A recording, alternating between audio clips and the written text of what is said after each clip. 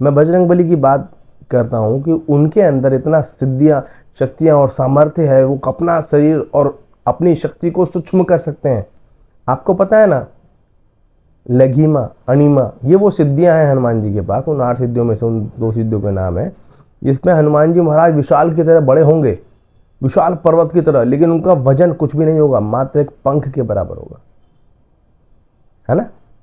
और हनुमान जी के पास एक वो सिद्धि भी है जिसमें वो बहुत छोटे से रहेंगे, राही के दाने के बराबर, और उनका वजन पर्वत के समान होगा।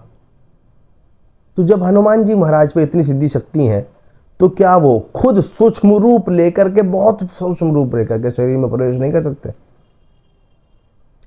खरबों में से एक व्यक्ति ऐसा होता है, सब नहीं होते हैं। चलो अब शक्ति सवारी के ऊपर आते हैं। सवारी सबकी आती कैसे?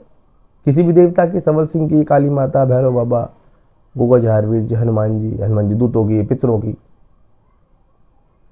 जब आप किसी की साधना करते हैं, आपके कुल में पिछली पीढ़ियों में और अगली पीढ़ियों तक जितने भी पितर होंगे, होने वाले होंगे फ्यूचर में, उन सब का यही रहता है कि हमारे भी कोई उद्धार करे, कोई पूजा पाठ साधक शक्ति वाला व्यक्ति आए जो बहुत साधनाएं करे और हमको उद्धार कराए, मुक्ति दिलाए। हम फंसे हुए हैं, परेशानी में फंसे हुए हैं, अटके हुए हैं, तब जाकर के कोई कुल में कोई ना कोई ऐसा भगत जरूर पैदा होता है, भक्ताई या भक्ति या नाम जप इतना करता है।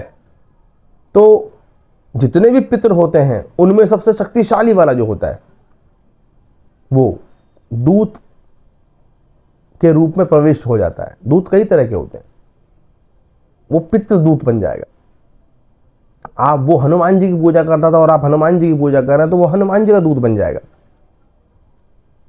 आप गोगा जहारवीर जी की पूजा कर रहे हैं और वो भी 4वीं पीढ़ी 8वीं पीढ़ी में गोगा जहारवीर जी की पूजा करते थे, तो वो आपके पास आकर के, चाहे उन्होंने जन्म भी ले रखा, उनका सूक्ष्म स्वरूप आ जाएगा आपके पास।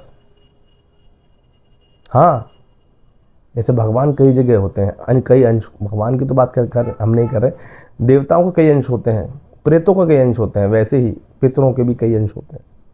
वो सूक्ष्म रूप लेकर के आपके शरीर के आपके पास आगे बढ़ जा करेंगे जब आप ध्यान करा करेंगे। मान लीजिए आपने हनुमान जी महाराज के, हनुमान जी के चैनल है तो उन्हीं की बात करते हैं, हनुमान जी की साधना करी, तो हनुमान जी के बड़े धाम से, किसी सिद्ध पीठ से, किसी मेहंदीपुर बालाजी से कोई दिव्य दूत जो हनुमान जी की सेवा करते थे, पूजा पाठ करते थे, जो वो मर जाएंगे, हनुमान जी की सेवा में चले जाएंगे, और वो आप जब खूब अच्छी पूजा पाठ, ध्यान, जब मन से करेंगे, भाव से करेंगे, नियम परिच करेंगे, तो वो आपके साथ आ जाते हैं।